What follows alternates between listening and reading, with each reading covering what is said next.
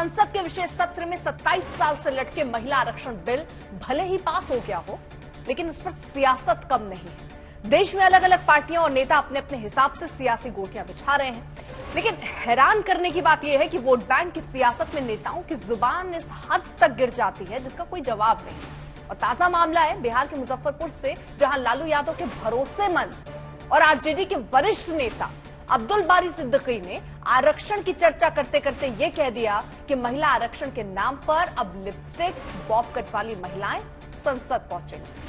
अब्दुल बारी सिद्दीकी के विवादित बिहार में आग की तरह उसका बयान फैल रहा है। बीजेपी सवाल उठा रही है, संस्कारों का हिसाब मांग रही है, लालू को आईना दिखा रही है। वहीं आरजेडी अपने नेता के बचाव में नए नए तर्क गढ़ रहे हैं, जबकि बिहार में आरजेडी के साथ सत्ता के शिखर पर बैठे नीतीश की पार्टी बचाव के लिए बहाने तलाश रही है। अब ऐसे में सवाल उठता है कि क्या अब्दुल बारी सिद्दीकी ने जानबूझकर ऐसे बयान दिए जिससे उनकी जातिवाद का कार्ड चल सके? क्या अब्दुल बारी सिद्दीकी की पार्टी ने नहीं सिखाया कि महिलाओं का कैसे सम्मान किया जाता है? क्या अब्दुल बारी सिद्दीकी का बयान पुरुषवादी मानसिकता को नहीं दिखाता? आज इन्हीं सवालों के जवाब तलाशेंगे, लेकिन सबसे पहले देखिए ये रिपोर्ट। महिला के नाम पर वाली वाली औरत चली आएगी नौकरी में, आपके महिलाओं को हक और हुकूक मिले।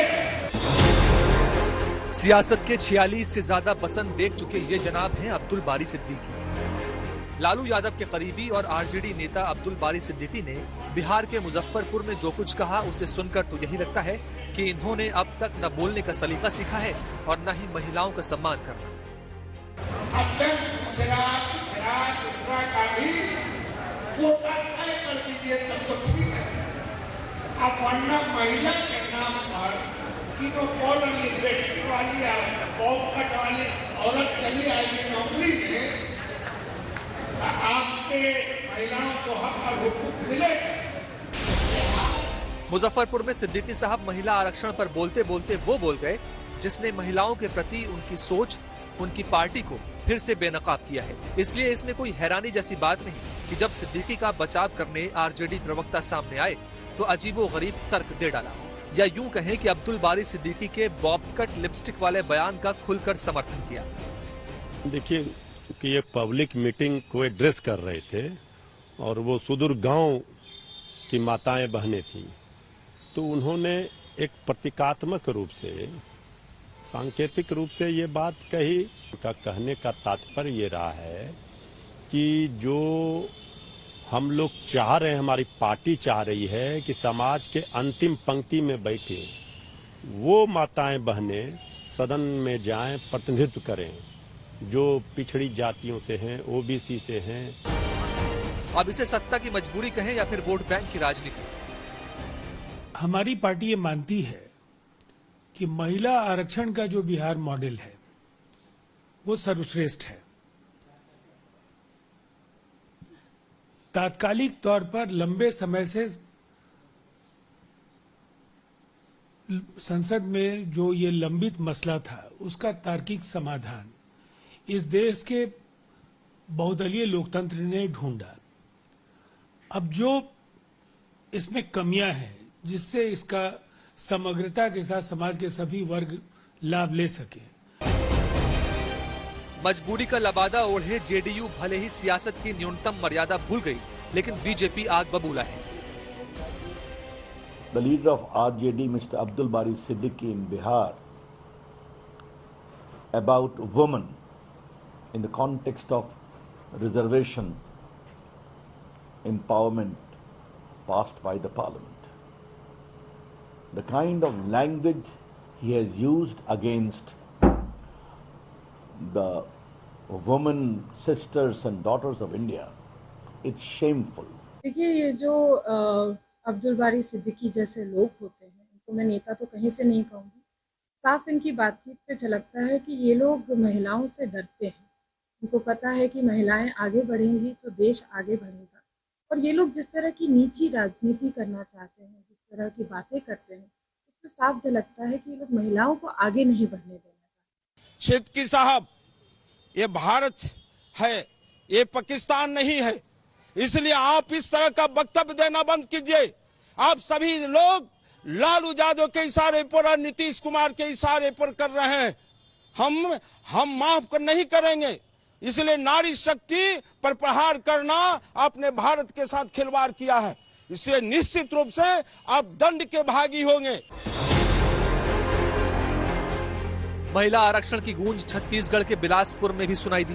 पीएम मोदी ने महिला आरक्षण को महिलाओं की ताकत से जोड़ा और विपक्ष पर तीखा प्रहार करते हुए कहा कि जो इसके विरोध में थे वो भी महिलाओं की ताकत के सामने संसद में समर्थन करने पर मजबूर हो गए। कांग्रेस और इसके घमंडिया साथी, उनको लग रहा है कि मोदी ने क्या कर दिया, वो गुस्से से भरे हुए हैं।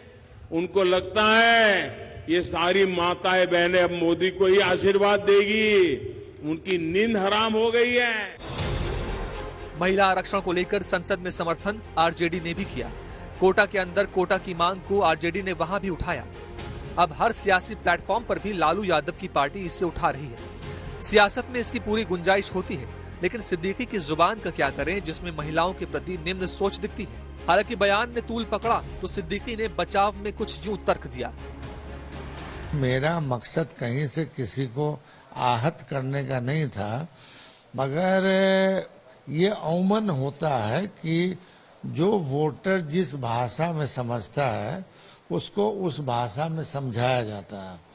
तो स्वाभाविक है कि जो अत्यंत पिछड़ी जाति की जो महिलाएं हैं वो अनपढ़ हैं, बोलना नहीं जानती हैं, बहुत तरह की बातें, जो गरीब गुरबा लोग हैं, तो उनकी भाषा में हमने कहा था।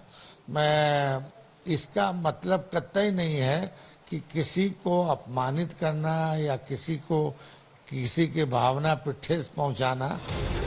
अब्दुल बारी सिद्दीकी ने जेपी आंदोलन की आंधी में 1977 में पहली बार दरभंगा की बहेड़ा सीट से विधानसभा का चुनाव जीता था।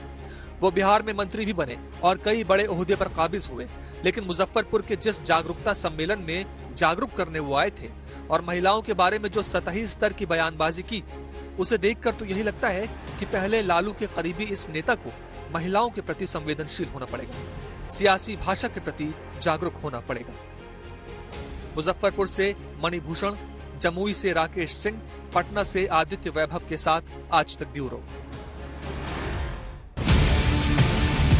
ना पक्ष ना विपक्ष, ना लेफ्ट ना राइट, ना मिर्च ना मसाला, खबरों का बोलबाला, निडर निर्भीक सबसे सटीक स्पेशल रिपोर्ट सिर्फ आज तक पर। रेड के ये सायरन समय समय पर आपको सुनाई देते। शौर्य की, भारत और चीन के बीच साहस की, सभी बाढ़ग्रस्त इलाकों का हवाई सर्वेक्षण किया है। सरोकार की, गाजीपुर में किसान से बातचीत करें। संघर्ष की, कश्मीर को आगे बढ़ना होगा। संयम की, भावनाएं भड़की या दंगे भड़काए गए, सवालों की, जनता के लिए, जनता के द्वारा, जनता की दस्तक। श्वेता सिंह के साथ सिर्फ आज तक पर।